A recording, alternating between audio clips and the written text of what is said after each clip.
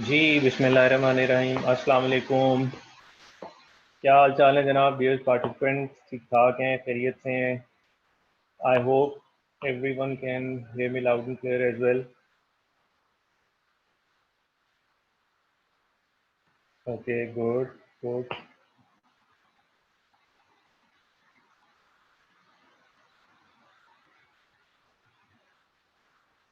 अच्छा जी, चलें, गुड। तो बिस्मिल्लाह करते हैं। ये मैंने आज का एजेंडा लिखा है, इसमें कुछ ऑलरेडी स्ट्राइक आउट हो गए हैं। ये एक्चुअली कल वाले एजेंडा से है। तो हम ऐसा करते हैं कि शुरू में जल्दी में विद इन 5 to 10 मिनट जल्दी से रिपीट करते हैं कि हमने कल क्लास में क्या चीज़ें सेट की थी, क्योंकि कुछ लोग जो हैं शायद आज उनकी फर्स्ट क्लास है। तो I think it is appropriate कि हम जल्दी से ज़रा अपने सेशन के बारे में हमने जो प्लानिंग की थी वो एक दफ़ा क्विकली रिवाइज कर दें इन वेरी शॉर्ट फॉर्म। और वो करके फिर हम मगरिब की नमाज की ब्रेक भी कर लेंगे 10 मिनट्स, और फिर हम अपना कंटिन्यू करेंगे। आज का मेन एजेंडा होगा हमारी डिफरेंट टाइप्स ऑफ एंगेजमेंट्स, इसके ऊपर वॉर करेंगे। और अगर हमें टाइम मिला तो हम फिर आइसा 700 भी डिस्कस करेंगे। ओके, सो आपको याद होगा, जल्दी से दिखाता हूँ, कल हमने बात की थी कुछ लिस्ट ऑफ स्टैंडर्ड्स की, कि हमारे पास डिफरेंट टाइप के जो स्टैंडर्ड्स हैं वो कौन कौन से हैं। उसमें ISQC1 है, ISA सीरीज हैं, और उसमें ये डिफरेंट आइसा सीरीज के अंदर भी डिफरेंट सब सीरीज हैं। कुछ स्टैंडर्ड्स की सीरीज ऐसी हैं जो रिस्क असेसमेंट से बिलोंग करती हैं, कुछ एविडेंस से, कुछ ऑडिट रिपोर्ट से, कुछ स्पेशल एरिया से। फिर आइसास के बाद हमारे पास एक प्रैक्टिस नोट भी है, ये स्टैंडर्ड की एप्लीकेशन होती है। फिर रिव्यू एंगेजमेंट्स के स्टैंडर्ड्स हैं, फिर international standards on assurance engagements हैं, उसके 5 स्टैंडर्ड्स हैं। फिर रिलेटेड सर्विसेज के 2 स्टैंडर्ड्स हैं जी हमारे पास। तो लिस्ट ऑफ स्टैंडर्ड्स के बाद फिर हमने थोड़ा सा देखा कि हमारा सिलेबस या कोर्स प्लानर और पास पेपर का एनालिसिस जो है वो क्या है। ये मैंने शीट आपके साथ कल भी शेयर की थी, लेकिन आज मैंने ना इसको ज़रा दोबारा भी, जो आज मैंने हैंड आउट शेयर किए हैं उसमें मैंने इसको दोबारा से शेयर किया है पास पेपर की शीट को मेजर चेंज है। जैसे ये जो इसमें ग्रेड सी है, इसका सिर्फ टाइटल जो है वो टाइपो था, other assurance engagements and related services. तो वो मैंने इसको ठीक किया, वरना अदरवाइज वो ही है। जी, कुछ लोग कह रहे हैं वॉइस का इशू है, बट आई होप कि मेजॉरिटी को वॉइस आ रही है। तो मुझे ज़रा कंफर्म कर दें कि most of you can hear me loud and clear. Okay, good, ठीक है जी, नो इशू। तो इंडिविजुअल इशू है, मैंने पहले बताया था, कुछ सेटिंग्स देख लें अपनी जूम की, जो भी है ज्वाइन कंप्यूटर ऑडियो या जो कुछ भी है, म्यूट ना हो आपने सेल्फ या वॉल्यूम लेवल, नहीं तो फिर एक होता है हमेशा के रीजॉइन करें तो ठीक हो जाए। ओके, तो हमने देखा कि हमारे पास इस पेपर में 4 ग्रेड्स हैं, और हमने सबसे पहले जो प्लान किया स्टार्ट करने का, वो हमने कहा कि हम ग्रेड बी से स्टार्ट करेंगे। 1/4 मैंने लिखा, ऑडिट कंक्लूजन एंड रिपोर्टिंग, जिसकी वेटेज है 20 to 30 मार्क्स, और इसमें 2 सीरीज ऑफ स्टैंडर्ड्स प्राइमरली जो है कवर होते हैं। I saw 700 series audit conclusion and reporting में, जिसमें ये रिपोर्टिंग के स्टैंडर्ड हैं, और आईसा 800 जिसमें स्पेशल ऑडिट के एरियाज हैं। फॉर एग्जांपल हम पढ़ेंगे कि जनाब व्हाट इफ अगर जनरल पर्पस फ्रेमवर्क नहीं है और उसके अंदर फाइनेंशियल बनेंगे, उसका ऑडिट कैसे करना है। फिर अगर एक कंपनी कहती है मुझे कंप्लीट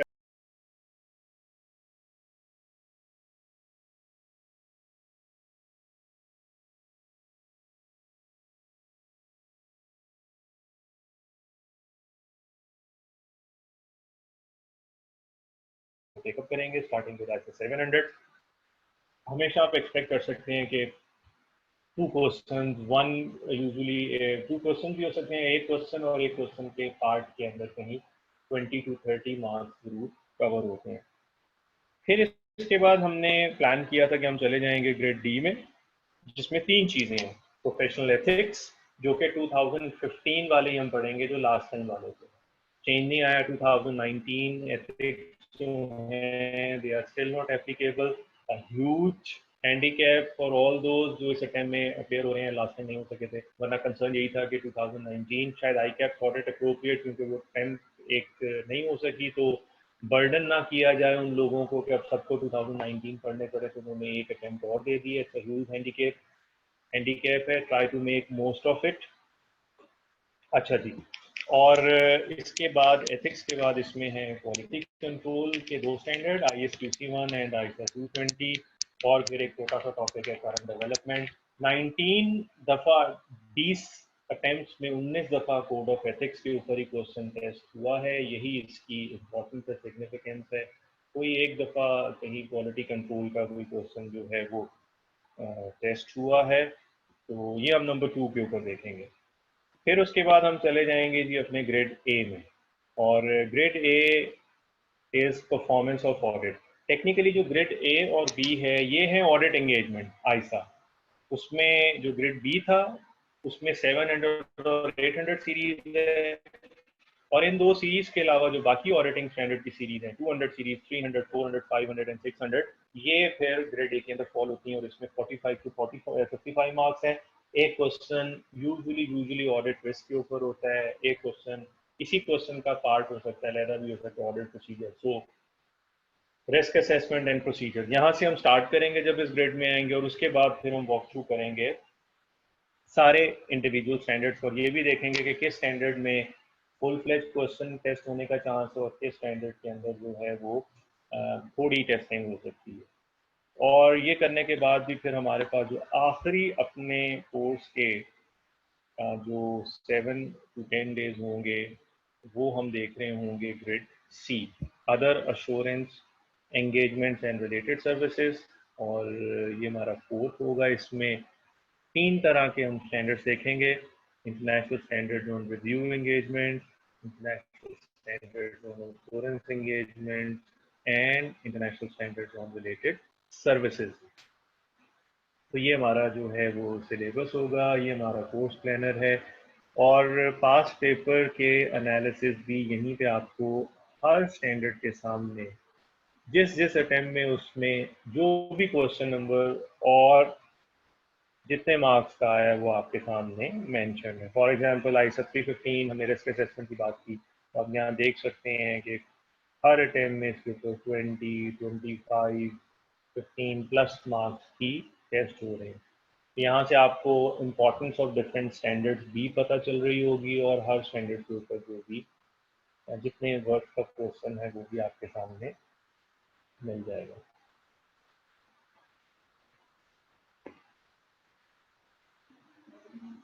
इसके बाद फिर हम आते हैं पास स्ट्रैटेजी की। हमने थोड़ी सी बात की थी कि इन ऑर्डर टू पास 3 चीज़ों पे बड़ा कंट्रोल होना चाहिए हमारा। एक तो कंसेप्चुअल अंडरस्टैंडिंग इज मस्ट, और वो हम आपको दे रहे होंगे यूजुअली माइंड मैप होंगे हमारे पास, हर स्टैंडर्ड की डायग्राम होगी, प्लस जो स्टैंडर्ड के इम्पोर्टेंट पैराग्राफ्स होंगे वो मार्क कर रहे होंगे। टेक्निक हम हर एरिया की क्लास में देख रहे होंगे कि ऑडिट रिपोर्ट के क्वेश्चन को कितने स्टेप्स में सॉल्व करना, ऑडिट रिस्क के क्वेश्चन को कितने स्टेप्स में जो है हमें सॉल्व करना, कमेंट्स ऑन द मैटर आए तो उसमें कितने स्टेप्स लिखने। और फिर उसके बाद हमें बहुत प्रैक्टिस करनी है क्लास में भी, प्लस आपको होमवर्क के तौर पे भी करनी है, प्लस टेस्ट आपने ज़रूर देने हैं। हमने हर एरिया के जो हैं वो टेस्ट बनाए होंगे, वो जो जो एरिया होता जाएगा तो हम उसको अनाउंस करते जाएंगे, और टेस्ट में पार्टिसिपेशन बहुत ज़रूरी होगी। अजान की आवाज़ आ रही है, सिर्फ हम 1 मिनट के लिए अजान ब्रेक लेते हैं। प्रेयर ब्रेक हम बाद में लेंगे थोड़ी देर में।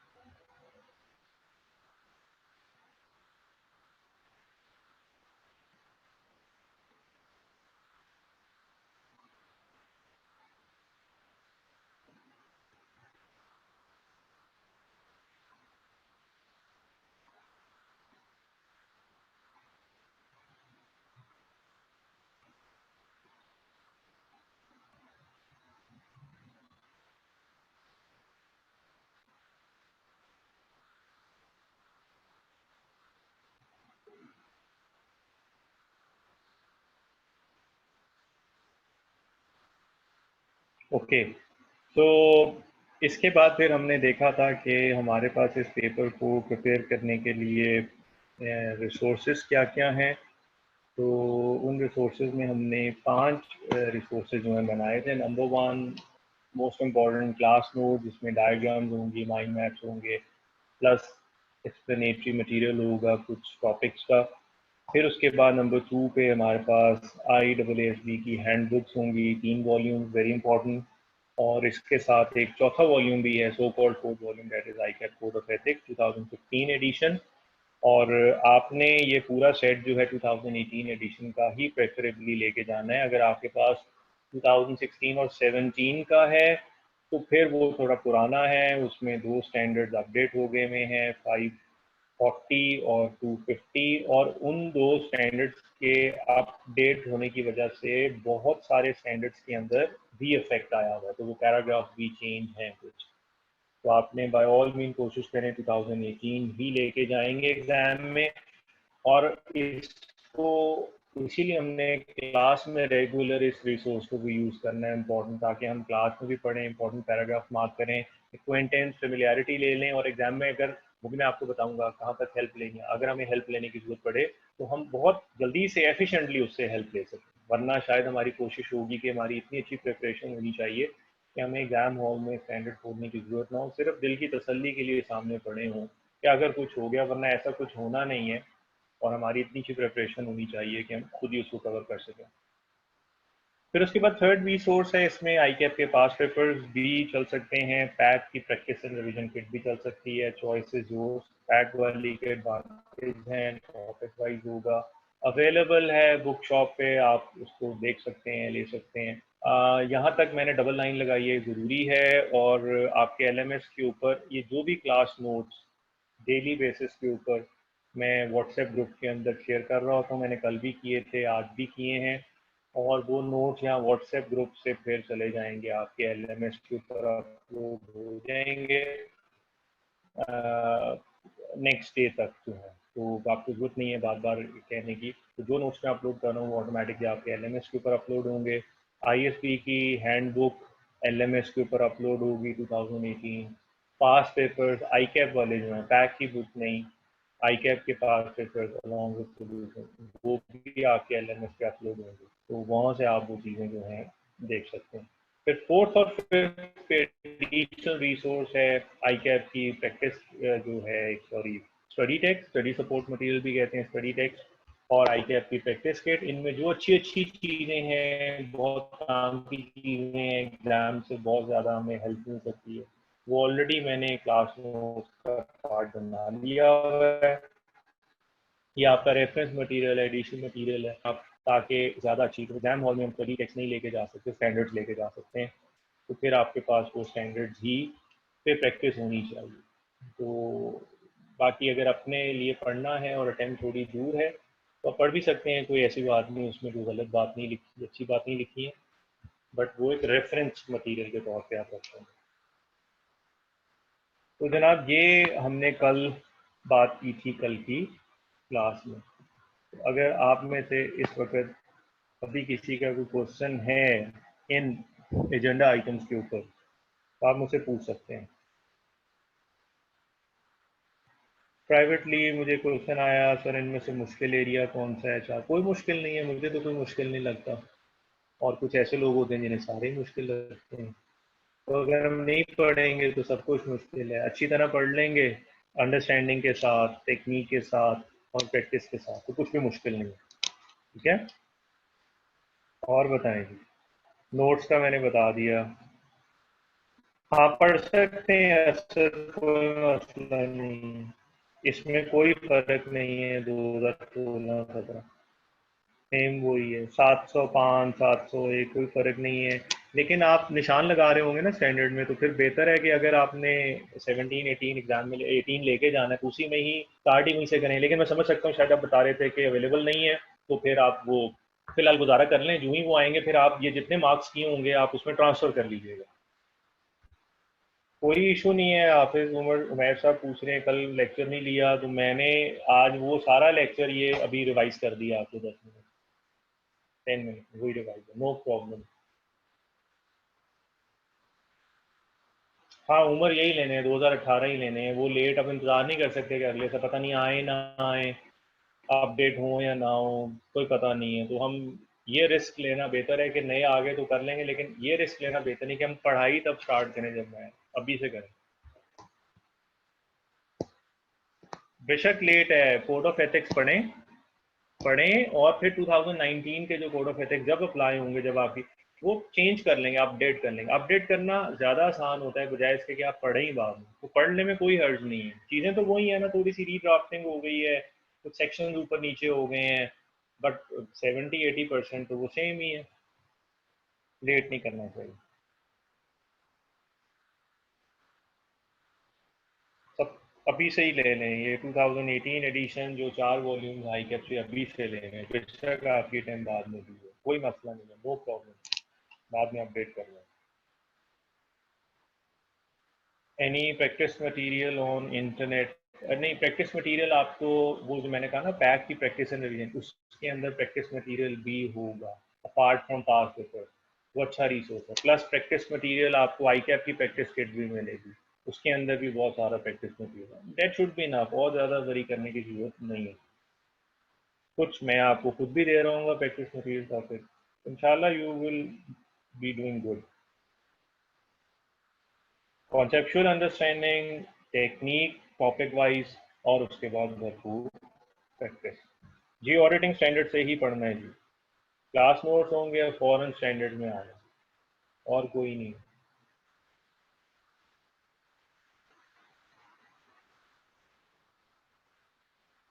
ओके, तो फिर अब हमने स्टार्ट करना है टाइप्स ऑफ एंगेजमेंट। मैंने नहीं, कुछ याद नहीं करना, सिर्फ अंडरस्टैंडिंग स्ट्रॉन्ग होने चाहिए, रट्टा चट्टा याद करने वाली कोई चीज़ नहीं है।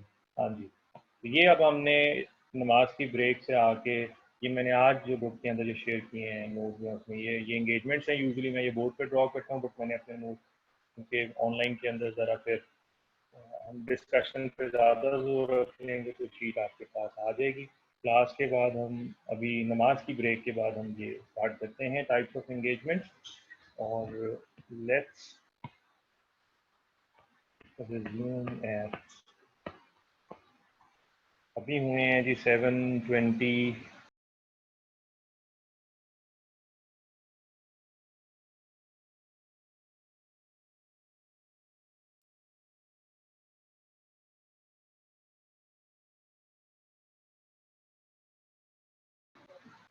ठीक है जी, तो ये हम जरा मगरिब पे जा रहे हैं। 7:23 हुए, 7:35 के ऊपर हम रिज्यूम करते हैं।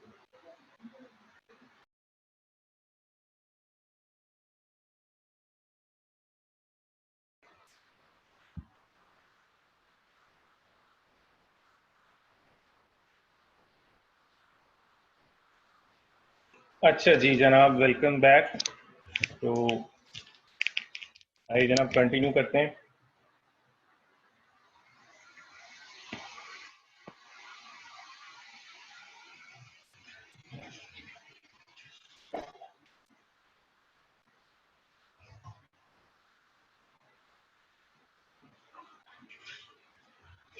अच्छा जी, स्टार्ट में इस टॉपिक को करने का मकसद भी ये है, टाइप्स ऑफ एंगेजमेंट के, ज़रा हमें एक ब्रॉड ओवरव्यू हो जाए डिफरेंट टाइप्स ऑफ स्टैंडर्ड्स का, एंगेजमेंट का, एश्योरेंस एंगेजमेंट के, फिर हम फ्रेमवर्क को भी देखते हैं, और फिर नेक्स्ट हम इंशाल्लाह आईसा 700 फिर चले जाएंगे ग्रेड बी के अंदर।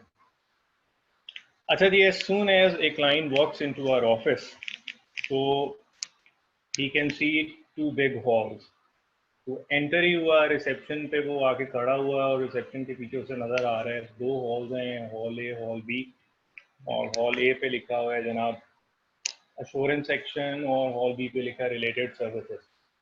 तो रिसेप्शन पे आके वो खड़ा होता है, तो हमारी फर्म में जो रिसेप्शन है वो उससे 5 सवाल पूछेंगे, और वो 5 क्वेश्चन जो हैं इस चीज़ को डिटर्मिन करेंगे कि whether he is going to hall A और हॉल बी।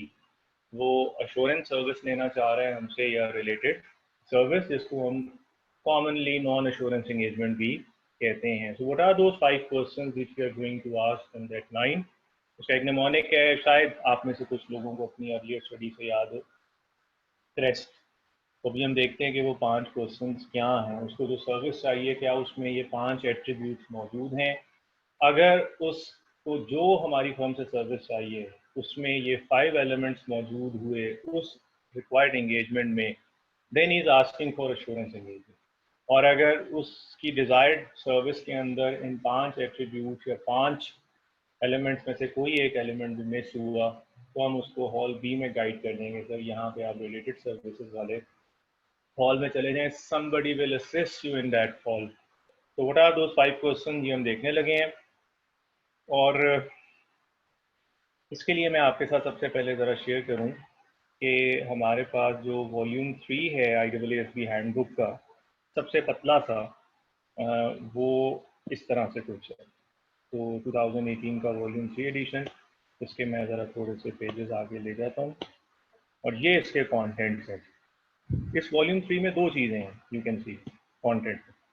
एक तो बेसिकली यहाँ है क्या, ये बेसिकली ना फ्रेमवर्क की बात कर रहे हैं। ये वॉल्यूम 3 के अंदर 2 फ्रेमवर्क हैं। एक फ्रेमवर्क है ऑडिट क्वालिटी का, वो जब हम ग्रेड डी में जाएंगे एथिक्स के बाद क्वालिटी कंट्रोल तो फिर हमें उस वक्त इस फ्रेमवर्क की जरूरत होगी। आज हमें एक फ्रेमवर्क की जरूरत पड़ेगी और वो है एश्योरेंस का फ्रेमवर्क। यहाँ पे 2 फ्रेमवर्क्स हैं, एक क्वालिटी का फ्रेमवर्क, ऑडिट क्वालिटी का फ्रेमवर्क। आपको पता है फ्रेमवर्क को सामने रख के फिर स्टैंडर्ड्स बनाए जाते हैं। तो framework is rank above to standard. तो कोई चीज़ कोई स्टैंडर्ड कोई भी अपने फ्रेमवर्क से बाहर नहीं जा सकता। तो दीज आर द फंडामेंटल्स और foundation on which standards are based.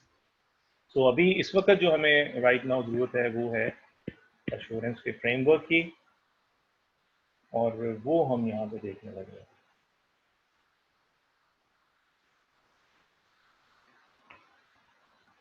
और ये है वो हमारा एश्योरेंस का फ्रेमवर्क।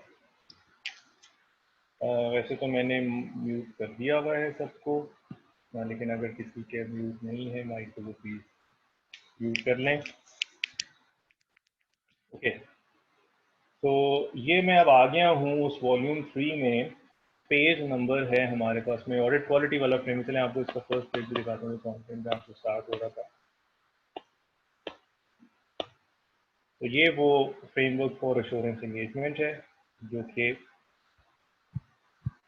Page number 70। अब मैं मूव करना है पेज नंबर 79 के ऊपर, पैरा है 26 फ्रेमवर्क का। तो ये हैं जी हमारे पास elements of an assurance engagement.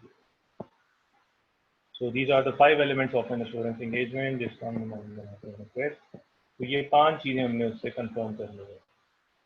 Number 1, reception पे उससे पूछा जाएगा जनाब बताइए आप जो उनसे डिजायर्ड लेवल ऑफ सर्विस लेना चाहते हैं उसमें कितनी पार्टीज इन्वॉल्व हैं। तो अगर वो कहता है कि 3 पार्टीज हैं तो उसका मतलब एक एलिमेंट ऑफ एश्योरेंस एंगेजमेंट टिक हो गया। तो 3 पार्टी रिलेशनशिप होना जरूरी है। वो 3 पार्टीज कौन कौन सी हैं? उसकी सर्विस में एक प्रैक्टिशनर होना चाहिए, एक रिस्पॉन्सिबल पार्टी होनी चाहिए और एक इंटेंडेड यूजर होना चाहिए। अगर उसकी पार्टीज 3 से कम हैं, 2 हैं, तो फिर वो एश्योरेंस एंगेजमेंट नहीं हो सकती। इसकी क्लासिक एग्जाम्पल है स्टैट्यूटरी ऑडिट और financial statement. Think the assignment, इसके अंदर प्रैक्टिशनर कौन है? हम ऑडिटर। इसमें रिस्पॉन्सिबल पार्टी कौन है? मैनेजमेंट, जिसने फाइनेंशियल स्टेटमेंट प्रिपेयर करनी है। और इसके अंदर इंटेंडेड यूजर कौन है? Share holder. अब्दुल्ला ने क्वेश्चन पूछा है, नहीं जनाब आप कोई निमोनिक कोई वर्ड नहीं लिख सकते स्टैंडर्ड्स पे, you can only underline and highlight on the standard. ठीक है, सिर्फ अंडरलाइन या हाईलाइट करेंगे, निमोनिक या साइड पे नोट्स, ये चीज़ें आपको अलाउड नहीं, ये आपने ज़रा ख्याल रखना है। अच्छा जी, सो 3 parties, practitioner, responsible party and intended user. 3 parties नहीं है, 2 है। मसलन वो कहते थे मैंने टैक्स रिटर्न बनानी है, मुझे मेरा इंटरनल ऑडिट करना है, इसमें कोई तीसरी पार्टी नहीं है, इंटेंडेड यूजर कोई लेदर नहीं है, वो खुद ही है, वही रिस्पॉन्सिबल वही।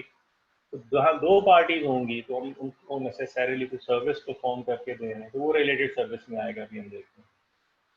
दूसरा एलिमेंट एश्योरेंस एंगेजमेंट का, they must be N underlying subject matter. एक सब्जेक्ट मैटर होना चाहिए। ठीक है जी। अच्छा, सब्जेक्ट मैटर का मतलब ये है, आप ये समझ लें कि जिस चीज़ के ऊपर उन्हें एश्योरेंस आई है, और वो सब्जेक्ट मैटर बड़ा अप्रोप्रिएट होना चाहिए, सब्जेक्ट मैटर अप्रोप्रिएट। इस वक्त तक, सिर्फ इस वक्त तक समझने के लिए आप समझ लें जैसे फाइनेंशियल स्टेटमेंट। कोई क्लाइंट आगे कहता है जी मैंने ऑडिट कराना है, मैं मेरा ऑडिट कर दें। सर मेरा से क्या मुराद है, मेरा ऑडिट कर दें। सर मेरा डिफाइन करें, ये अप्रोप्रिएट सब्जेक्ट मैटर, आपका ऑडिट नहीं हो सकता। ओहो सर मेरा मतलब है फाइनेंशियल से। हाँ अब आपने सही बात की। So financial statement is an appropriate underlying subject matter on which we can get assurance। ठीक हो गया जी। नहीं है जी, FBR इंटेंडेड यूजर नहीं है। इंटेंडेड यूजर वो होता है जो आपको पॉइंट करता है और आपके काम में गलती हो तो आप पे सू भी कर सकता है। अगर हम क्लाइंट की रिटर्न बना के उसके बिहाफ पे उसके यूजर लॉगिन और आईडी से सबमिट कर दें और वो शॉर्ट पेमेंट निकल आए, क्या FBR कंसल्टेंट को कहता है पैसे जमा कराओ? Who is responsible to make shortfall of the tax amount? कौन रिस्पॉन्सिबल है? बस जो रिस्पॉन्सिबल है वो है हमारे। कौन है रिस्पॉन्सिबल? क्या कंसल्टेंट है? नहीं है ना, दो पार्टी है। तो टैक्स रिटर्न एक रिलेटेड सर्विस है, इसमें FBR is not a party. We are not responsible to FBR। All we are doing is acting on behalf of our client. Client is responsible for all. तीसरा element जी, suitable criteria. ये जो subject matter है ये किसी criteria के तहत बना चाहिए। फाइनेंशियल स्टेटमेंट्स ऑडिट करने, ओके सर जरा प्लीज बताएं फाइनेंशियल स्टेटमेंट आपने कैसे बनाई है? वो तो पता नहीं जी, हमने कैश बेसिस बनाई है। तो कैश बेस पे आप पाकिस्तान में statutory audit as per companies act, cash basis के ऊपर फाइनेंशियल स्टेटमेंट्स बनाना इज नॉट अ क्राइटेरिया, आपका ऑडिट नहीं हो सकता। सूटेबल क्राइटेरिया पाकिस्तान में क्या है? IFRS या IFRS फॉर SMEs। ठीक है, हाईलाइट कर सकते हैं, अंडरलाइन कर सकते हैं, डिफरेंट कलर से हाईलाइटिंग कर सकते हैं और अंडरलाइन कर सकते हैं, बस ये दो चीजें। तो criteria must be suitable. Pakistan में स्टैट्यूटरी ऑडिट का क्राइटेरिया IFRS होगा या IFRS और SME होगा। वो कहेगा जी मैंने टम्बकटू के स्टैंडर्ड लगाए हैं, तो सॉरी सर ये टम्बकटू के लिए ऑडिट के लिए तो हो सकता है एश्योरेंस, बट पाकिस्तान में नहीं होगा। नेक्स्ट सर सब कुछ सही है, तीन पार्टीज भी हैं, फाइनेंशियल स्टेटमेंट भी बनी हुई हैं और IFRS के मुताबिक बनी है, लेकिन एक मसला है सर, रिकॉर्ड नहीं है। हाँ, अगर रिकॉर्ड नहीं है, एविडेंस नहीं है, तो फिर एश्योरेंस एंगेजमेंट नहीं होगी। और लास्ट में है, last element is report. Written assurance report भी होनी चाहिए एश्योरेंस केस के अंदर। वर्बल हम अपनी फाइंडिंग्स, अपना ऑडिट ओपिनियन वर्बल नहीं देंगे, हम has to be in writing, written assurance report. ये 5 सवाल पूछेंगे। अगर ये 5 एलिमेंट वहां पे मौजूद हुए, देखें क्रेस्ट C पे भी टिक लग गया, R पे भी, E पे भी, S पे भी, T पे भी, कहेंगे sir please proceed to hall number A जिसके ऊपर लिखा हुआ अश्योरेंस। अगर इन पांचों में से कोई एक एट्रीब्यूट मिस है, उसे कहेंगे सर राइट साइड पे चले जाएं, रिलेटेड सर्विसेज। पहले हॉल बी में चले जाते हैं, हॉल बी में वो चला जाएगा ना, हॉल बी में एंटर होगा। क्यों एंटर हुआ है? क्योंकि 5 एलिमेंट में से कोई एक एलिमेंट मिस है। हॉल बी में एंटर हुआ, वो फिर एक रिसेप्शन बैठे होगा जनाब, ठीक है, फिर एक रिसेप्शनिस्ट होगा या होगी, वो से पूछेगा sir welcome to related service. वो उसे कहेगा सर अब आप बताएं आपको क्या सर्विस चाहिए। तो वो कहेगा यार मुझे 2 ही सर्विस हैं रिलेटेड सर्विस। हॉल बी के अंदर 2 टाइप के काम हो गए। नंबर 1, या तो वो कहेगा कि मैंने आपसे कोई स्टेटमेंट बनवानी है, कोई चीज़ ड्राफ्ट करवानी है, मुझे अकाउंट्स बनवाने हैं और इसके लिए टेक्निकल नाम है कंपाइलेशन एंगेजमेंट और ये ISRS 4410 है, कंपाइल कराना है। और कंपाइल कुछ भी हो सकता है, कोई फाइनेंशियल स्टेटमेंट भी हो सकती हैं, कोई इंटरनल कंट्रोल के ऊपर कुछ काम करवाना है। और अभी हम ये फाइनेंशियल नॉन फाइनेंशियल थोड़ी देर में बात देखते हैं। All service that you can think of, कोई चीज़ उसने हमसे बनवानी है जो कि बेसिकली क्लाइंट का काम है बनाना, बट वो आप समझ लें कि वो अपना काम हमें आउटसोर्स कर रहा है। यार ये मुझे बनानी नहीं आ रही, हालांकि फाइनेंशियल उसको बना, वो कह रहा है मुझे बनाने नहीं आ रहे, मुझे फाइनेंशियल स्टेटमेंट बना दे। मैंने अपनी कंपनी की टैक्स रिटर्न, जरा बहुत एक क्रूड फॉर्म में बता रहा हूँ, टैक्स रिटर्न फिल करानी है, उनको खुद करनी चाहिए, लेकिन वो हमारी सर्विसेज एंगेज कर रहा है, हायर कर रहा है, कंपाइल करा रहा है। तो compile means we are acting on behalf of our client for something that they are responsible and they will be responsible for their, we will only be responsible for taking utmost care। और अगर हमने negligently prepare की तो हम उस तक responsible होंगे, but उसके consequence के लिए responsible नहीं होंगे। तो कोई चीज़ कंपाइल करना, सिंपल फॉर्म में याद रखें, कंपाइलेशन ऑफ फाइनेंशियल स्टेटमेंट। वो हमारे पास है सर, मैंने ये अकाउंटेंट रखा हुआ है, ये बीकॉमर है, ट्रायल बैलेंस तो उसने बना लिया है लेकिन आगे उसने IFRS नहीं पढ़े, तो मैंने बैंक में अकाउंट्स देने हैं, बैंकर कह रहे हैं अकाउंट बना के लाएं, तो इसको अकाउंट ना लायक तो नहीं आ रहे, तो आप ट्रायल बैलेंस बनना है, बस इसको सामने रख के आप वो फाइनेंशियल स्टेटमेंट्स प्रोड्यूस कर दें, ऑडिट नहीं करना, कोई एश्योरेंस नहीं करनी, बस जो फिगर है just take it for granted.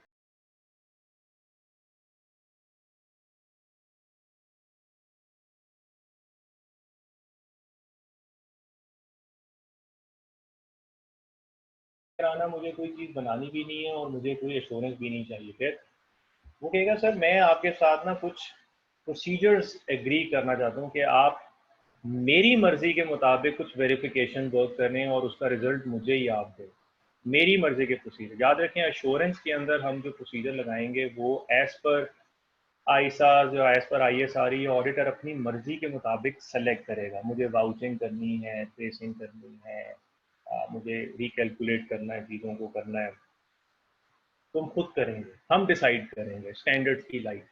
But अगर ये स्कोप ऑफ वर्क वेरिफिकेशन का क्लाइंट डिसाइड कर रहे हैं, मिल के बैठ के हम डिसाइड कर रहे हैं, तो फिर हम कहते हैं agreed upon procedure. Agreed upon procedure, agreed upon वो प्रोसीजर्स जो के क्लाइंट के साथ हम एग्री कर रहे हैं। और वो लिमिटेड सेट ऑफ प्रोसीजर्स होंगे। क्लासिक एग्जांपल है इंटरनल ऑडिट। इंटरनल ऑडिट में हम अपनी मर्जी के प्रोसीजर नहीं डिज़ाइन करते, जो क्लाइंट कहता है जितना कहता है। सेल्स सिस्टम चेक करने हैं, आपने सिर्फ अप्रूवल चेक करनी है, आपने सिर्फ 1 लाख से बड़ी इनवॉइसेस को चेक करना है कि वो अप्रूव हैं कि नहीं। 1 लाख से बड़ी सेल इनवॉइसेस को चेक करना है, अप्रूव भी हैं और उसके पीछे डिस्पैच नोट है, उसके पीछे सेल्स ऑर्डर है, उसके पीछे कस्टमर ऑर्डर है। ये आपने तो स्कोप ऑफ वर्क वेरिफिकेशन का वो डिसाइड करेंगे। क्या चेक करना है? सिर्फ सिग्नेचर चेक करना है? नहीं, डॉक्यूमेंट भी चेक करने हैं? नहीं, आपने इंक्वायरीज भी करनी है, आपने इंस्पेक्शन भी करनी है, आपने ऑब्जर्वेशन भी करनी है, स्टॉक काउंट करना है आपने। सिर्फ एज पार्ट ऑफ ऑडिट नहीं, सिर्फ स्टॉक काउंट, असाइनमेंट क्या एग्रीड अपॉन डिसाइड करेंगे कौन सा स्टोर चेक करना है, 100% करना है, 60% करना है। ऑडिट में, रिव्यू में, एश्योरेंस एंगेजमेंट में मटीरियलिटी हमने डिसाइड करनी। क्लाइंट डिक्टेट नहीं करेगा ये करें ये ना करें, लेकिन यहाँ पे सब कुछ एग्रीड हो रहा है, एग्रीड अपॉन, और यहाँ पे कोई एश्योरेंस नहीं हो रही है। सिर्फ वो टास्क परफॉर्म करेंगे, उस टास्क का रिजल्ट उन्हें देंगे, फैक्चुअल फाइंडिंग्स उन्हें देंगे, भई 100% चेक किया, 80% सही है, 20% गलत है, ये गलती है, जो करना है आप करें। तो this is called agreed upon procedure. तो रिलेटेड सर्विस वाले हॉल में दो असाइनमेंट्स हैं, दो पार्टनर्स हैं। वो रिसेप्शन पूछ के आपसे कि अगर आपको कंपाइलेशन चाहिए, आपको वो कंपाइलेशन वाले पार्टनर के रूम में भेज देगा, हॉल बी के अंदर सब B1 और B2। और अगर आपको कोई प्रोसीजर्स परफॉर्म कराने हैं अपनी मर्जी के, अपनी सेलेक्ट, अपनी चॉइस के, फिर आपको वो एग्रीड अपॉन प्रोसीजर्स के अंदर भेज देंगे। तो ये जो मैंने अभी एक एक दो दो एग्जांपल दी हैं, वो मैं आपको एग्रीड अपॉन प्रोसीजर की एग्जांपल हो गई इंटरनल ऑडिट, और कंपाइलेशन की एग्जांपल होगी फाइनेंशियल।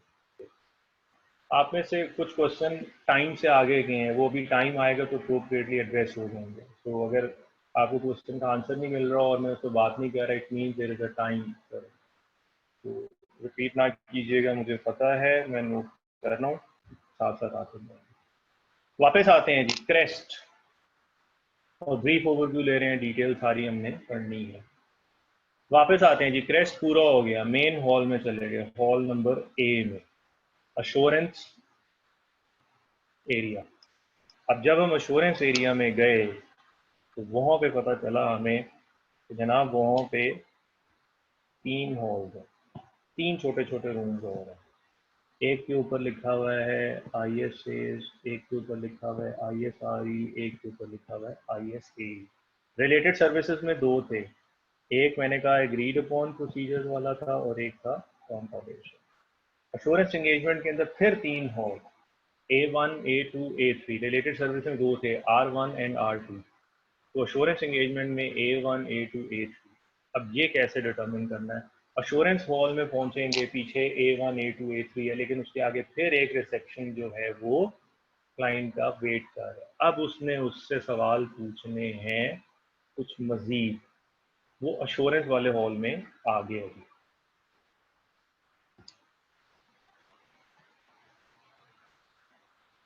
ठीक है जी। तो जो चीज़ मैं नहीं बोल रहा उसकी भी ज़रूरत नहीं है और ना मुझे कमेंट करने की ज़रूरत है, वो अपने टाइम पे चीज़ें आएंगी जो है। ठीक है, तो वेट करें। अच्छा जी, तो अश्योरेंस एंगेजमेंट में आते सबसे पहले अश्योरेंस वाले हॉल में जो रिसेप्शन में उससे क्वेश्चन पूछना है वो ये कि सर आप ये बताना चाहेंगे कि आपको किस लेवल की अश्योरेंस चाहिए, what level of assurance you are seeking. क्योंकि दो लेवल की अश्योरेंस होती है, one is reasonable and other is limited. एक तीसरी टाइप की अश्योरेंस का लेवल भी हो सकता है जिसका नाम क्या हो सकता है, तीसरे लेवल की अश्योरेंस क्या हो सकती है? अगर मैं कहूँ 3 लेवल है अश्योरेंस। एब्सोल्यूट, जो कि कोई एश्योरेंस नहीं है, ऐसी कोई एश्योरेंस का लेवल नहीं है। थ्योरेटिकली हो सकता है बट प्रैक्टिकली ऐसी कोई एश्योरेंस हम प्रोवाइड नहीं करते। There is no such thing as absolute assurance. या रीजनेबल होगी and that is the highest form of level of assurance, या होगी लिमिटेड, ठीक है, वो होगी मॉडरेट, ठीक है। रीजनेबल एश्योरेंस आपको आइडिया है, इसके अंदर जो स्टैंडर्ड फॉल कर रहे हैं प्राइमरीली वो हैं, just excuse me for a second, सिर्फ एक।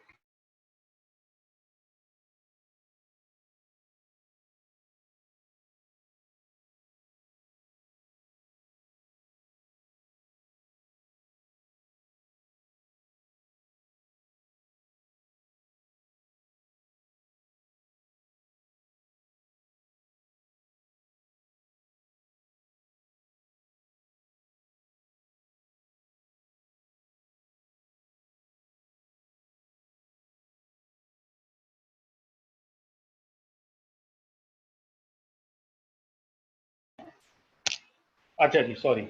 सो रीजनेबल एश्योरेंस आपको मालूम है प्रीवियस स्टडी से, फिलहाल ये याद रखें आईसा, इसका मतलब है वो आईसास की बात हो रही है, लेकिन अभी फाइनल नहीं हुआ, अभी कुछ सवाल और पूछने हैं, लेकिन इंडिकेट हो रहा है कि किस तरफ जाने लगे हैं।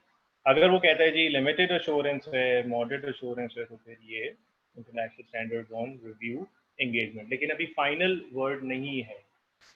एक बात हुई लेवल ऑफ एश्योरेंस, उसके बाद हमने उससे दूसरा क्वेश्चन पूछना जो कि बहुत इंपॉर्टेंट है ये डिटरमिन करने के लिए कि किस हॉल में भेज रहे हैं। अश्योरेंस वन ए वन याद रखें आईसाज हैं, A2 ISREs हैं और A3 है ISAEs।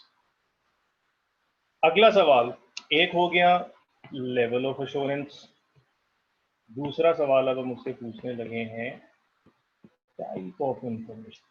सर ये बताएं, और ये जो टाइप ऑफ इंफॉर्मेशन है, ये जो क्रेस्ट में एस था सब्जेक्ट मैटर, ये उससे रेलेवेंट है। सब्जेक्ट मैटर कि सर वो थोड़ी सी बात उस वक्त हमने उसे पूछा सब्जेक्ट मैटर के फाइनेंशियल स्टेटमेंट, उसने कहा, हमें लगा अप्रोप्रिएट है, ठीक है आ गए, लेकिन अब हमने जरा डिटेल के अंदर बात करनी है।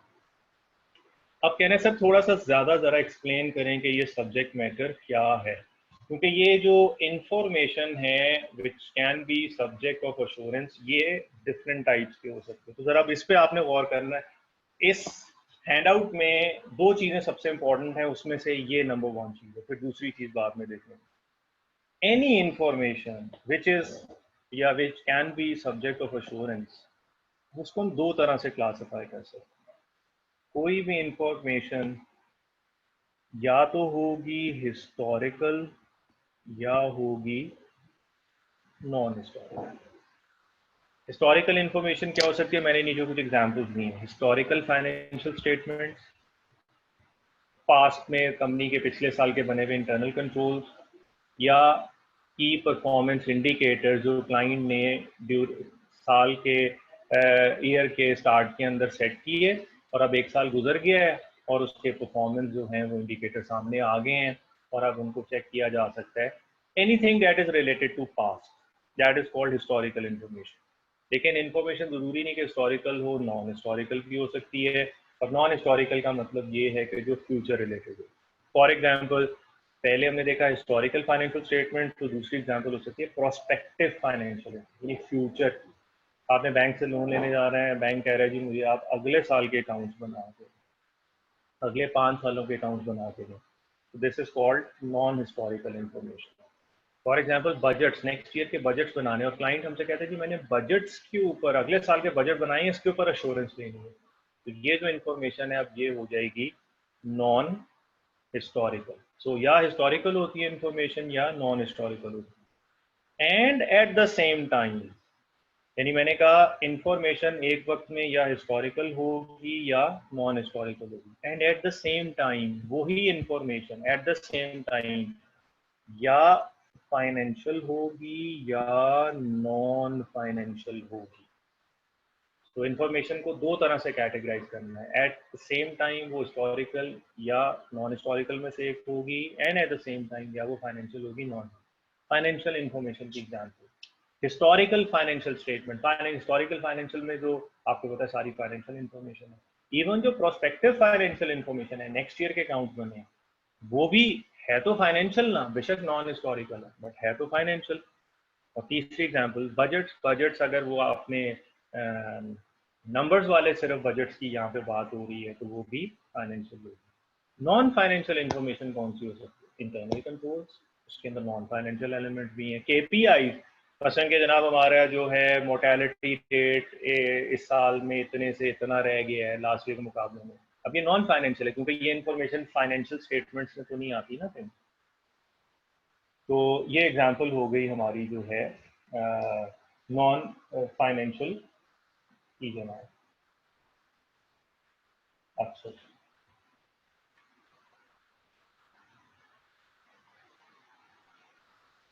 अच्छा जी, फिर इसके बाद अब सबसे ज्यादा इंपॉर्टेंट चीज है जो समझने की है यहाँ पे, सबसे इंपॉर्टेंट चीज। अच्छा, ये आप में से किसी ने पहले भी पूछा था, मैं जरा इसको क्लियर कर दूं कि ये जो सेक्शन है ना यहाँ पे,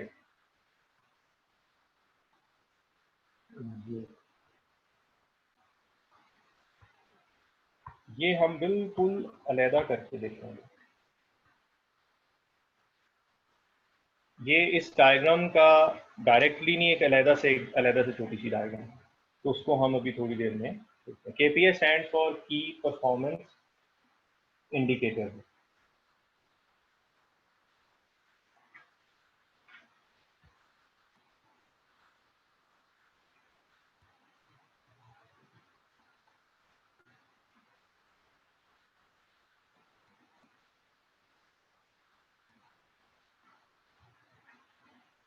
अच्छा जी, और अर्शद पूछ रहे हैं आईएफ क्या बनता है? यार आईएफ मुझे भी नहीं अभी याद आ रहा है, कि याद आ जाता है ना तो मैं आपको बताता हूँ ठीक है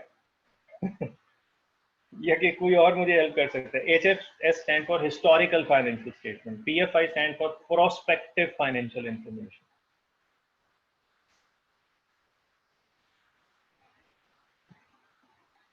ठीक है, ये सारी टर्म्स वैसे आ रही है, मैं भी आपको रेफरेंस देता हूँ, ये लिखी हुई है स्टैंडर्ड के अंदर, अभी मैं वो फ्रेमवर्क के अंदर मैं सारा आपको चीजें नोट कर रहा हूँ, तो नॉट टू बी वरीड। अब समझने वाली चीज सबसे इंपॉर्टेंट, हर इंफॉर्मेशन जिसके ऊपर क्लाइंट हमसे अश्योरेंस लेने लगा, ये सबसे इंपॉर्टेंट पॉइंट है यहाँ।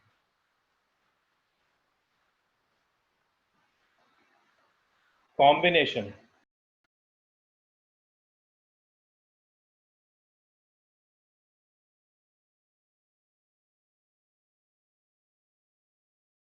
इंफॉर्मेशन के ऊपर अश्योरेंस लेना चाह रहा है जो eight the same time combination होते हैं, हिस्टोरिकल भी हो एंड फाइनेंशियल भी हो, हिस्टोरिकल भी हो और फाइनेंशियल भी हो, बड़ा इंपॉर्टेंट है, हिस्टोरिकल भी हो और फाइनेंशियल भी हो। तो ऐसी चीज के ऊपर depending upon the level of assurance, या उसको हम A1 में भेजेंगे या A2 में भेजेंगे, ये फैसला हो गया यहाँ पे। हिस्टोरिकल भी हो और फाइनेंशियल भी हो, ये कॉम्बिनेशन एंड है, ये दो चीजें हो, हिस्टोरिकल भी है फाइनेंशियल भी। और ओके, मुझे लेवल ऑफ अश्योरेंस रीजनेबल चाहिए, सर कहेंगे A1 में चल रहे हैं, आईएसएस वाले पार्टनर आपको डील करेंगे।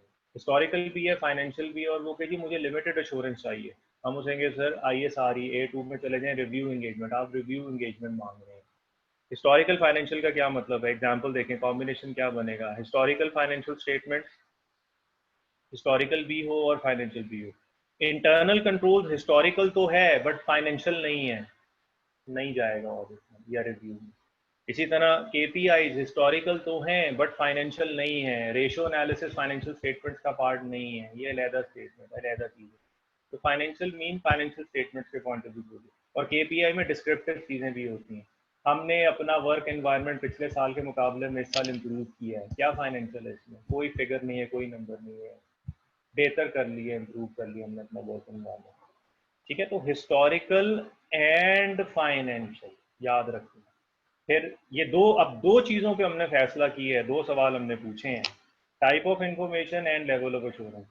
तो type of information historical and financial है, तो लेवल ऑफ एश्योरेंस पर डिपेंड करेगा फिर कि वो ऑडिटिंग स्टैंडर्ड लगनी है या रिव्यू। अब आ जाए दूसरी तरफ, अगर तो जिस इंफॉर्मेशन के ऊपर वो हमसे अश्योरेंस लेना चाह रहा है वो हो नॉन हिस्टोरिकल या नॉन फाइनेंशियल, ये या उर्दू वाला है और इंग्लिश वाला, और उर्दू वाला या इंग्लिश में, नॉन हिस्टोरिकल या नॉन फाइनेंशियल, कोई एक भी चीज नॉन लग गई, कोई एक भी चीज नॉन लग गई, उसको लेवल ऑफ अश्योरेंस जो मर्जी चाहिए हो, रीजनेबल या लिमिटेड, उसका जवाब A3 सेक्शन में भेज देना है। सर यहाँ पे आपको ISAE वाले पार्टनर डील करेंगे, क्योंकि नॉन हिस्टोरिकल नॉन फाइनेंशियल के लिए A3 सेक्शन है, उसी में ही रीजनेबल होगा, उसी में ही लिमिटेड होगा, उसके लिए दो हमने पोर्शन नहीं बनाए हैं। सो नॉन हिस्टोरिकल या नॉन फाइनेंशियल, कोई एक भी नॉन लगे, वो कहता है जी मैंने अगले साल के अकाउंट बनाने हैं बैंक के लिए, मैंने बनाए हुए एश्योरेंस लेनी है, सर A3 में चले जाए, भले रीजनेबल चाहिए हो भले लिमिटेड चाहिए, वो कि मैंने इंटरनल कंट्रोल्स पे एश्योरेंस लेनी है, A3 में चले जाए, KPI के ऊपर एश्योरेंस लेनी है, सर A3 के अंदर चले जाए, unless and until historical and financial नहीं होगा, हिस्टोरिकल और उर्दू वाला और फाइनेंशियल नहीं होगा, उसको हम A1 और A2 में नहीं भेज सकते। A1 और A2 में जाने के लिए हिस्टोरिकल एंड फाइनेंशियल होना जरूरी है, और जिस वक्त ये एंड वाला रिलेशन खत्म हो गया, नॉन हिस्टोरिकल हो गया या नॉन फाइनेंशियल हो गई, उसकी डेस्टिनी A3 में है। ये याद रखें, A1 A2 A3 में आने के लिए सबसे पहले वो क्रेस्ट क्लियर करके आए। तो ये एग्जाम्पल है नॉन हिस्टोरिकल या नॉन फाइनेंशियल की, और ये आपके इस फ्रेमवर्क के अंदर इसकी एक टेबल बना हुआ है, बहुत एग्जाम्पल्स दी गई हैं, वहीं से मैंने उठाई हैं, हिस्टोरिकल की भी हैं, फाइनेंशियल की भी हैं, नॉन हिस्टोरिकल की भी हैं, नॉन फाइनेंशियल की भी सारी की सारी वहाँ पे गिवन है। इस वक्त हमने ये समझ लिया कि एक क्लाइंट हमारी फॉर्म में एंटर हो तो मेन रिसेप्शन पे 5 सवाल करके हम उसको या सेक्शन ए में भेजेंगे, हॉल ए में भेजेंगे, या हॉल बी में। अगर इन 5 में से कोई एक चीज़ मिसिंग है तो हॉल बी में चला जाएगा, हॉल बी में मजीद सवाल करके, या बी जो हॉल आर कह लें रिलेटेड, या हम उसको R1 में भेज देंगे या R2 में भेज देंगे, या वो कंपाइल कराना चाह रहा है या एग्रीड अपॉन प्रोसीजर कराना चाह रहा है। हॉल ए अश्योरेंस में आएगा, दो मेन सवाल उससे करेंगे, सर किस इंफॉर्मेशन के ऊपर एश्योरेंस चाहिए और लेवल ऑफ एश्योरेंस के, ये डिटर्मिन करके हम उसको या A1 में भेजेंगे या A2 में या A3 में भेजेंगे। ठीक हो गया जी। मैंने पहले बताया था ये हैंडआउट मैं ग्रुप में शेयर कर चुका हूँ, व्हाट्सएप पे हो चुका हुआ है, अगर अभी LMS पे सुबह तक LMS पे भी अपलोड हो जाएगा, लेकिन जो अब चीज़ें मैं आपके साथ लिख रहा हूँ ये जाहिर उस पर नोट नहीं है, बिल्कुल साफ सुथरा है जैसे क्लास के साथ, ये नोट शेयर हो चुका है। ठीक है, तो जो नोट्स मैं यहाँ पे शेयर कर रहा हूँ वो ऑलरेडी व्हाट्सएप ग्रुप में और फिर LMS पे चले जाते हैं, तो वहाँ से आप ले सकते हैं। लेकिन अगर कोई मैं डायग्राम यहाँ पे हैंड से खुद स्क्रैच से बना रहा हूँ वो नहीं है, वो मैं आप यहीं पे देखें, उसको नोट करें, प्रेफरेबली आपके पास नोटबुक और पेन होना चाहिए, आप चीज़ें साथ साथ मेरे साथ बनाएं, ड्रॉ करें, और फॉर एडिट सिक्योरिटी आप उसका स्नैपशॉट वगैरह लेते हैं, क्योंकि जो डायग्राम मैं यहाँ पे इंटायरली बनाऊंगा मैंने नहीं उसका ग्रुप में लेके दोबारा से चेक करना, वो आपको चाहिए, आप स्नैपशॉट वहीं पे ले लें, प्रेफरेबली आप खुद नोट करें उसे। तो ये जनाब हमने मेन क्वेश्चन सबसे पहले हमने सेट किया कि जनाब ISAs कब लगते हैं, ISRE कब लगता है, ISAE कब लगता है, और ISRS कब लगते हैं। ठीक हो गया। अब हम आगे चलते हैं अगले पॉइंट के ऊपर, जो कि मैंने कहा था दो चीज़ें इसके अंदर समझने वाली हैं। एक चीज़ तो ये थी हिस्टोरिकल एंड फाइनेंशियल, एक है नॉन हिस्टोरिकल या नॉन फाइनेंशियल इंफॉर्मेशन। तो ये चीज़ें अभी मैं आपको नोट करवा दूंगा फ्रेमवर्क के अंदर, तो वहाँ से आप उसको देख सकते हैं। अब अगला सवाल सेटल करना है, बड़ा इंपॉर्टेंट है, वो ये है जी, type of assurance engagement. Type of assurance engagement, और दो टाइप हैं अश्योरेंस एंगेजमेंट की। One is called attestation engagement and other is called direct engagement. ये दुनिया का बहुत बड़ा मसला है, 10 मिनट लगा के इसको अच्छे तरीके से समझना है, और फिर मैं आपको कुछ चीज़ें घर से पढ़ने के लिए फ्रेमवर्क में नोट करके दूंगा जो आपने पढ़ के आनी है, लिहाजा ये मेरे साथ आप अच्छी तरह समझ लीजिए। Types of assurance engagement, attestation engagement होती है या डायरेक्ट एंगेजमेंट होती है। अच्छा जी, क्या फ़र्क है दोनों में? मैंने नीचे हेल्प करके लिख दिया, अटेस्टेशन एंगेजमेंट में ओनली अश्योरेंस, डायरेक्ट एंगेजमेंट में पहले कॉम्पाइलेशन फिर उसकी अश्योरेंस भी। इसको समझने का बेहतरीन तरीका, बिल्कुल सिंपलेस्ट फॉर्म में, फिर मैं टेक्निकल भी इसमें आता हूँ, स्टैट्यूटरी ऑडिट वाले कॉन्सेप्ट में आए। फाइनेंशियल स्टेटमेंट्स ऑडिटर के पास ड्राफ्ट फाइनेंशियल बनी भी आती हैं, या ऑडिटर पहले फाइनेंशियल स्टेटमेंट्स बनाता है और फिर उसका ऑडिट करता है? क्या प्रोसेस है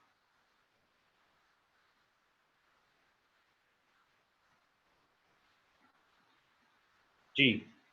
ड्राफ्ट बनी हुई आती है। ये ना कहिएगा प्रैक्टिकली तो हम ही जाके एडजस्टमेंट आके ट्रायल कर रहे, नहीं, वो आप हेल्प कर रहे हैं अपने तौर पे, बट फॉर्मली आप नहीं कर रहे, वो ही कर रहा है क्लाइंट, आप वैसे ही उसे असिस्ट कर रहे हैं। तो आपने नहीं कुछ बनाया, अकाउंट्स बने हुए मिल रहे हैं, आप सिर्फ उसके ऊपर अश्योरेंस दे रहे हैं। This process, this type of assurance engagement is called attestation. और ये जो टाइप ऑफ एंगेजमेंट है ना, ये भले आपकी वो आईसाज वाली हो, आईएसआरई वाली हो, या आईएसएई वाली हो, ये तीनों पे एप्लीकेबल है। ये जो कॉन्सेप्ट है ना टाइप ऑफ अश्योरेंस, इसका मतलब है कि ये जो ऑडिट हम कर रहे होते हैं, स्टैट्यूटरी ऑडिट जिसके ऊपर आईसाज लगते हैं, टेक्निकली ये एक अटेस्टेशन एंगेजमेंट है। अटेस्टेशन का मतलब ये है कि क्लाइंट हमारे पास वो फाइनेंशियल्स बना के लाएगा, एक रिस्पॉन्सिबल पार्टी बना के लाएगी, और हम उसको अटेस्ट कर रहे होंगे, यानी हम उसके ऊपर अश्योरेंस दे रहे होंगे। लेकिन कभी कभी ऐसा भी तो हो सकता है कि कोई क्लाइंट हमारे पास आए और कहे, जनाब मेरे से तो अकाउंट्स भी नहीं बन रहे, आप ही अकाउंट्स को पहले कंपाइल करें, बिल्कुल उसी तरह जैसे कंपाइलेशन एंगेजमेंट हमने पढ़ा था, राइट साइड पे टॉप पे 4410। आप पहले उसको कंपाइल भी करें, और फिर कंपाइल करने के बाद आप ही उसके ऊपर अश्योरेंस भी दें। तो जो प्रैक्टिशनर है वो ही पहले कंपाइल भी करेगा, और फिर वो ही उसके ऊपर बाद में अश्योरेंस भी देगा। This type of assurance engagement is called direct engagement. Direct engagement.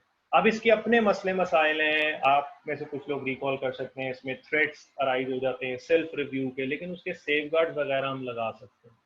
तो पहले तो समझना है कि ये कॉन्सेप्ट है, one is attestation engagement and other is direct. Attestation में हम सिर्फ अश्योरेंस पर फोकस करते हैं, डायरेक्ट एंगेजमेंट में हम ही पहले उस सब्जेक्ट मैटर इंफॉर्मेशन को कंपाइल करते हैं, और बाद में फिर उसका खुद ही अश्योरेंस भी देते हैं। टीम्स डिफरेंट कर लेंगे, पार्टनर डिफरेंट कर लेंगे, but it is possible, safeguard लगा के हम ये काम कर सकते हैं। So every assurance engagement can either be an attestation engagement और डायरेक्ट एंगेजमेंट। अब मेरे कुछ सवालों का जवाब, आपने भी सवाल नहीं पूछने हैं, मेरे सवालों का जवाब नहीं, क्योंकि अभी हमने अंडरस्टैंड करना है, अभी जो मैं बता रहा हूँ उसको अंडरस्टैंड करना है। एज ए प्रैक्टिशनर या एज एन ऑडिटर आप क्या समझते हैं? एज एन ऑडिटर हमारा रिस्क अटेस्टेशन एंगेजमेंट ज्यादा रिस्की है या डायरेक्ट एंगेजमेंट ज्यादा रिस्की है? किसमें आपको ज्यादा रिस्क लगता है, किसमें गलती ज्यादा होने के चांसेस हैं? ज्यादा रिस्की अटेस्टेशन है, डायरेक्ट है? Yes, very good. क्योंकि डायरेक्ट एंगेजमेंट में आप दो रिस्क कैरी करें, एक तो बनाने, हो सकता है आपसे बनाने में गलती हो जाए, उस पर भी आपसे सू हो सकता है। मसलन मैंने कंपाइल किया, डिफर टैक्स सही कैलकुलेट नहीं किया, तो क्लाइंट ने मुझ पर एक सू करना है, आपने डिफर्ड, मैं आपको एक्सपर्ट समझ के एंगेज किया था, और आपने कहा था प्रोफेशनल कॉम्पिटेंट हूँ मैं, मुझे डिफर टैक्स आना आता है, आपने वो सू करो, और फिर उसके बाद चूंकि हमने ओपिनियन दे दिया होगा अनमॉडिफाइड, उसका भी सू होगा, क्योंकि मैंने शेयर होल्डर का ट्रस्ट ब्रीच किया कि जनाब डिफर टैक्स गलत है फाइनेंशियल स्टेटमेंट में, मटेरियल स्टेटमेंट। अटेस्टेशन एंगेजमेंट में तो मैं सिर्फ रिस्क बेयर कर रहा हूँ अश्योरेंस का, लेकिन डायरेक्ट एंगेजमेंट में मैं कॉम्पाइलेशन का रिस्क भी बेयर कर रहा हूँ और अश्योरेंस का। अब इसको ज़रा थोड़ा सा मैं अब आपके साथ टेक्निकली डिस्कस करता हूँ, और इधर ही मैंने डायग्राम बनाई हुई है, फिर मैं आपको फ्रेमवर्क में कुछ चीज़ें पढ़ने के लिए दूंगा। ये जो मैंने ग्रीन इंक के अंदर ये साइड पे डायग्राम बनाया, एक चीज ना बड़े अब गौर से इसको समझना है आपने मेरे साथ। ये वो क्रक्स ऑफ द मैटर जो है ना, मैंने यहाँ पे इसको बनाया है।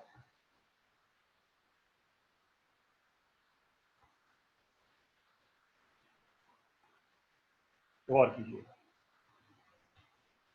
एक टर्म है अंडरलाइंग सब्जेक्ट मैटर। ये बड़े ध्यान से समझनी है चीज। Subject matter, subject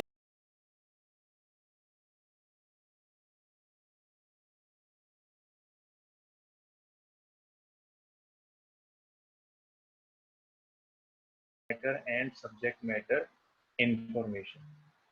subject matter मैं आपको एग्जांपल देने लगा, books of accounts, ledgers, journal entries, ये है सब्जेक्ट मैटर। और ये सब्जेक्ट मैटर रिस्पॉन्सिबिलिटी है रिस्पॉन्सिबल पार्टी की, यानी books of accounts, ledger, sale invoice, purchase invoice, ये तो सब रिस्पॉन्सिबल पार्टी के करने वाले काम, ठीक है। अब इस सब्जेक्ट मैटर के ऊपर कोई क्राइटेरिया लगता है। एग्जाम्पल बनाते जाते हैं, साथ साथ बताने। सब्जेक्ट मैटर मैं लिख दिया थी books of account. Books of account में सब चीजें आ गई, journal entry, ledger, trial balance, sale invoice. इस सब्जेक्ट मैटर पे लगना है क्राइटेरिया, क्राइटेरिया IFRS। जब आप बुक्स ऑफ अकाउंट पे IFRS लगाएंगे तो आपके पास तैयार हो जाएगा सब्जेक्ट मैटर इंफॉर्मेशन, जो कि है फाइनेंशियल स्टेटमेंट्स। गौर करना, subject matter, criteria, subject matter information. अब इसके अंदर खेलना है हमने। याद रखना है सब्जेक्ट मैटर रिस्पॉन्सिबिलिटी है रिस्पॉन्सिबल पार्टी की, मैनेजमेंट की। एज ए प्रैक्टिशनर मैं कंपनी की बुक्स ऑफ अकाउंट्स नहीं तैयार करूंगा। Books of account remains the responsibility of the management. अब गौर करें, सब्जेक्ट मैटर को मेजर करना है या एवेल्युएट करना है, क्राइटेरिया लगा के सब्जेक्ट। अगर तो सब्जेक्ट मैटर को मेजर कर रहा है या एवेल्युएट कर रहा है, ये मैंने लिखा है मेजर, इस तरफ आए। अगर तो कंपनी खुद ही IFR बुक्स ऑफ अकाउंट पे IFRS लगा रही है, ठीक है, तो ये, और फिर उसके बाद हमारे पास ऑडिट कराने के लिए लेके आ रही है, इसका मतलब है ये कौन सी एंगेजमेंट है? अटेस्टेशन। हमने अटेस्ट किया है, क्योंकि सब्जेक्ट मैटर तो रिस्पॉन्सिबिलिटी है ही मैनेजमेंट की। उसके ऊपर जो क्राइटेरिया लगाना था ना IFRS, वो भी कंपनी लगा के फाइनेंशियल स्टेटमेंट्स बना के हमारे पास लाई है। ये वो हमारे पास हो सकता है रिस्पॉन्सिबल पार्टी मैनेजमेंट ने खुद किया हो, या किसी और से बनवा के लाए हो, लेकिन हमसे ना बनवाए हो। इस तरफ आ जाए समझने के। मैनेजमेंट हमारे पास ले आई, बुक्स ऑफ अकाउंट लेके हमारे पास आ गई, और ये जो मेजरमेंट या इवैल्यूएशन क्राइटेरिया, ये इस दफा कौन लगा रहा है? प्रैक्टिशनर। ये IFRS लगा के सब्जेक्ट मैटर इंफॉर्मेशन कौन प्रोड्यूस कर रहा है? प्रैक्टिशनर खुद। ये कौन सी एंगेजमेंट है? डायरेक्ट। क्यों? क्योंकि मैंने ही क्राइटेरिया लगा के फाइनेंशियल स्टेटमेंट्स बनाए हैं, और फिर फाइनेंशियल स्टेटमेंट्स का मैंने ऑडिट भी करना है। ये बन गई डायरेक्ट एंगेजमेंट। तो इंपॉर्टेंट चीज है, याद रखना है, हु इज अप्लाइंग और हु इज मेजरिंग और evaluating this criteria, who is applying this criteria on the subject matter to produce subject matter information. अगर सब्जेक्ट मैटर इंफॉर्मेशन प्रैक्टिशनर बना रहा है तो फिर ये डायरेक्ट एंगेजमेंट है, क्योंकि आप ही कंपाइल कर रहे हैं क्राइटेरिया, और फिर बाद में आपने ही उसको एश्योरेंस देनी है। लेकिन अगर क्लाइंट खुद से बनवा के, खुद करके, या किसी और से करवा के आपके अलावा आपके पास आया, तो वो है अटेस्टेशन एंगेजमेंट। प्रैक्टिकली आप समझ लें 99% एश्योरेंस एंगेजमेंट जो है वो अटेस्टेशन एंगेजमेंट होती है। ऑडिट की एग्जांपल अटेस्टेशन है। डायरेक्ट बहुत कम होती है, जहां आपने ही कंपाइल करना है और फिर आपने ही उसके ऊपर अश्योरेंस भी देनी है। लेकिन ये डिफरेंस बड़ा क्लियर होना चाहिए। What is the difference between subject matter and subject matter information? दोनों केसेस में भले अटेस्टेशन एंगेजमेंट हो, भले डायरेक्ट एंगेजमेंट हो, subject matter remains the responsibility of responsible party. यानी हम नहीं वो बुक्स ऑफ अकाउंट बनाएंगे, बुक्स ऑफ अकाउंट बन गए हैं रिस्पॉन्सिबल। उसके बाद सिर्फ बात हो रही है क्राइटेरिया IFRS लगा के अकाउंट्स बनाने की। अगर वो हमने बनाने हैं और फिर ऑडिट करना है तो फिर ये डायरेक्ट है। अगर हमने नहीं बनाना, खुद मैनेजमेंट बना रही है IFRS लगा के फाइनेंशियल स्टेटमेंट, या किसी और से करवा रही है, हमें नहीं पता।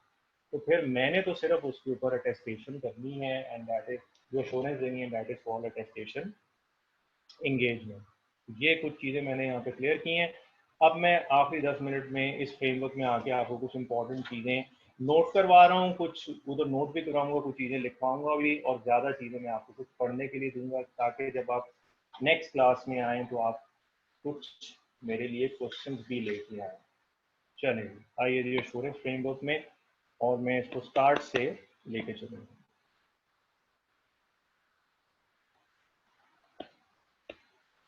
यहाँ से जनाब ये स्टार्ट हो रहा है हमारा एश्योरेंस फ्रेमवर्क, और अब पैराग्राफ वाइज मैंने आपके सामने नोट कर दिया। आपने नोटिंग जो है साथ साथ करते जाना है। इम्पोर्टेंट पैराग्राफ 2 आप मार्क करेंगे। इसके साथ ही मैं यहाँ पे बन कर रहा हूँ अपेंडिक्स 1, अभी आ भी जाएगा पैराग्राफ 2। ये अब मैं वो मिनिमम आपको पैराग्राफ मार्क करा रहा हूँ जो आपको ज़रूर पढ़ने हैं। ठीक हो गया। इसके बाद आप मार्क करेंगे जो मैं नहीं करा रहा, ना भी पढ़े, खैर है, पढ़ लें तो कोई मुजायका नहीं है। पैराग्राफ 11 जी बिल्कुल बिल्कुल हसन साहब, टेस्ट्री ऑडिट अटेस्टेशन एंगेजमेंट है, हो ही नहीं सकता कंपाइलेशन, डायरेक्ट एंगेजमेंट हो ही नहीं सकती। क्यों? मना करता है लॉ। टेस्ट्री ऑडिट के लिए खासतौर पर लिस्टेड के अंदर आपको कोड ऑफ कॉर्पोरेट गवर्नेंस मना करता है। You can only provide audit services. हो जाएंगे उमैर, सब सुबह तक हो जाएंगे, थोड़ा वेट कर लीजिए, अभी स्टार्ट हुई है क्लासेस, हो जाएंगे सुबह इंशाल्लाह। पैराग्राफ 11। इसके बाद मार्क करें जी पैराग्राफ 13।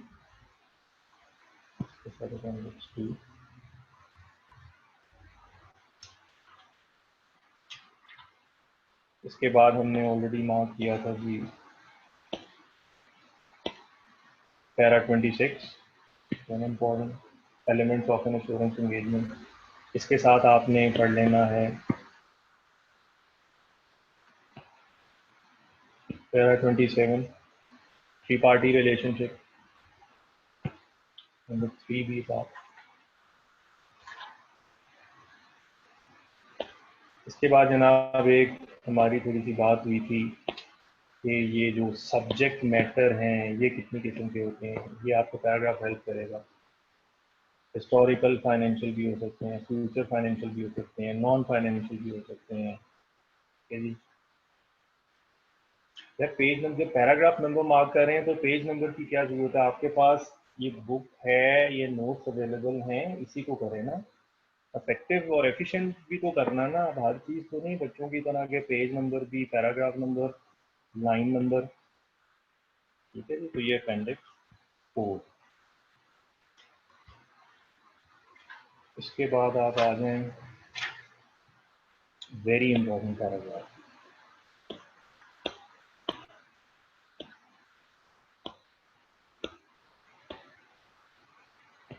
पैराग्राफ 74 जी।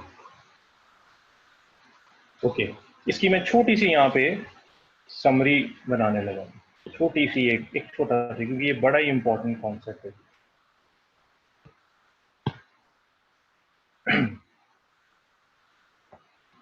आपको याद होगा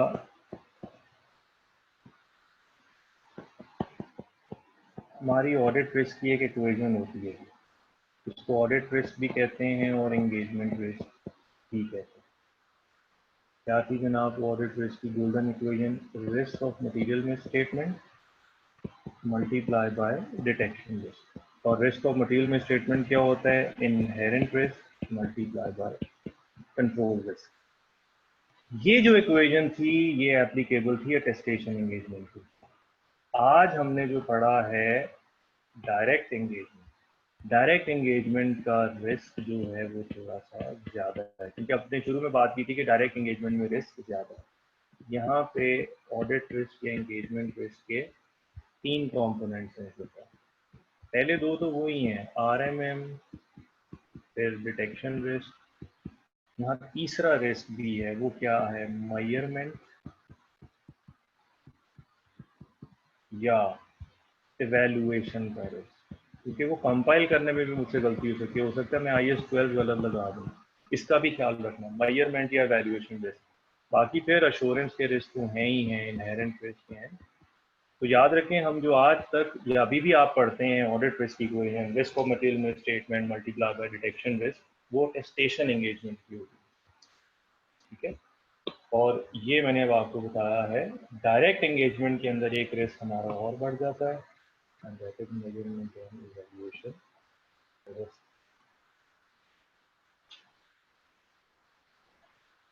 आगे चलते हैं जी, ये आपने मार्क कर लिया।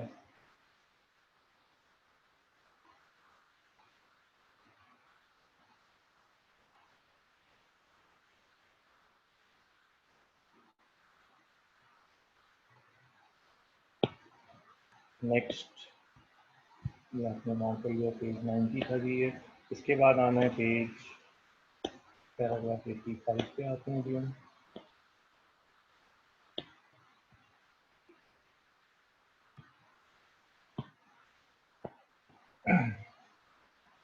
85 भी आप देखेंगे और 87 पेज 93 पे।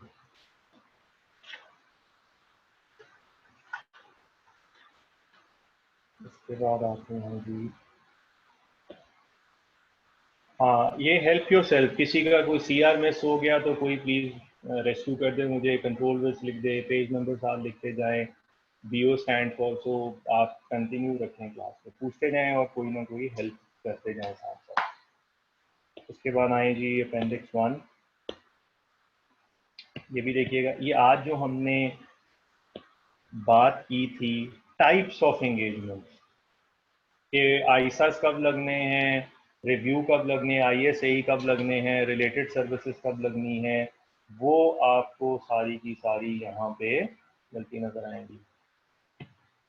ऑडिट रिव्यू कब लगना है, अदर एश्योरेंस, रिलेटेड सर्विसेज, तो कौन सी इंगेजमेंट है जो मैंने वैसे एग्जांपल में कही थी लेकिन मैंने कहा था जो कवर्ड नहीं है, तो ये उसी को एक दूसरे अंदाज में, ऑडिट कब लगना है, रिव्यू कब लगना है, आईएसए रिलेटेड, तो भी आप देख सकते हैं। इसके बाद जनाब अपेंडिक्स 2, ये एक बड़ा इंपॉर्टेंट है, अटेस्टेशन एंगेजमेंट एंड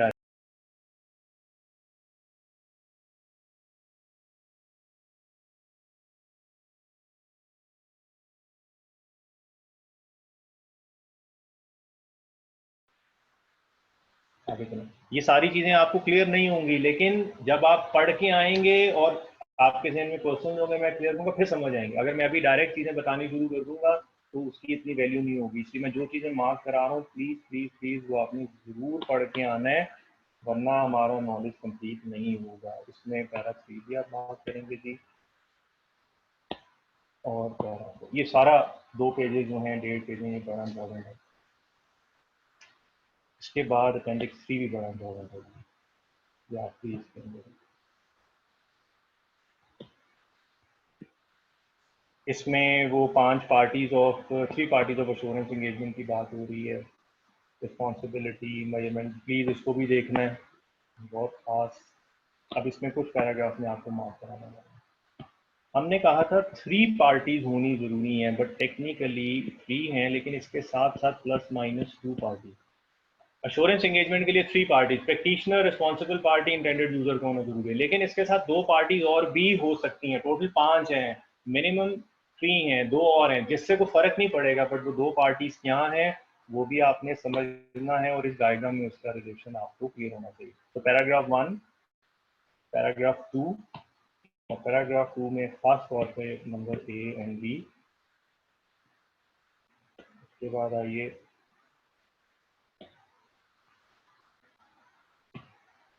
पैराग्राफ 3, इसमें खास तौर पे सेकंड बुलेट और ये वाले 2 बुलेट क्लियर कर देते हैं। देखिए, सम अप कर रहा हूँ, कंक्लूड कर रहा हूँ। In a direct engagement, practitioner is also the measurer और इवेल्युएटर। किस चीज का मयरर या इवेल्युएटर? सब्जेक्ट मैटर को सब्जेक्ट मैटर इंफॉर्मेशन में कन्वर्ट करने वाला मयरर या इवेल्युएटर, जो मैंने वो ग्रीन सर्कल के अंदर डायग्राम बनाई। उसके बाद अटेस्टेशन एंगेजमेंट में क्या है, गौर कीजिएगा, द रिस्पॉन्सिबल पार्टी जो कि मैनेजमेंट है, और someone else but not the practitioner can be the measurer और इवैल्यूएटर, वेरी इंपॉर्टेंट। ये मैं आपको सारे वो अर्क निकाल के आपको बता रहा हूँ, बट थोड़ी सी पढ़ने की एफर्ट जरूर करनी होगी। और पढ़ने से क्या मेरी मुराद है कि रट्टा लगा के आ जाए, मैं आपको कुछ सुनाए मुझे और आप सुनाना शुरू कर देंगे मुझे। ये भी एक इम्पोर्टेंट पॉइंट है, रट्टा नहीं लगाना, अंडरस्टैंडिंग, ये भी वैसे इम्पोर्टेंट है।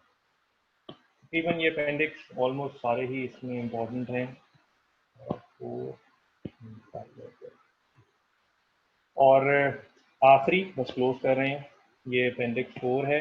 इसमें आपको एग्जांपल मिलेगी, जी मैं दिखाता हूँ।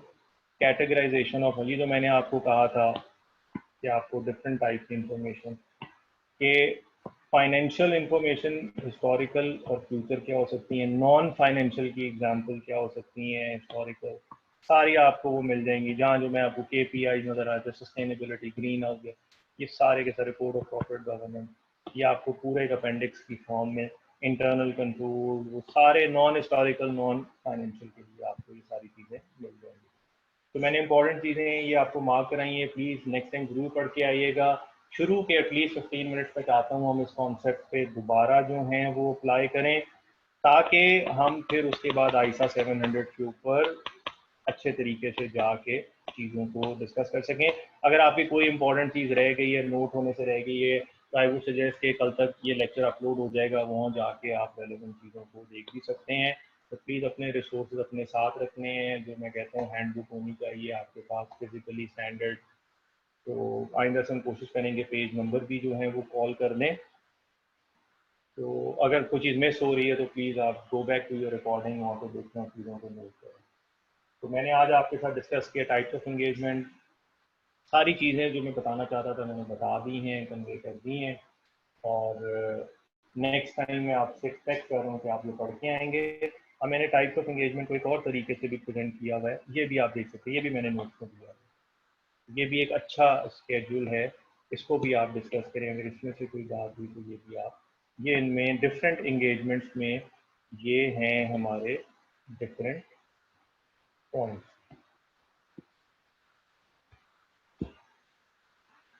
ठीक है जी।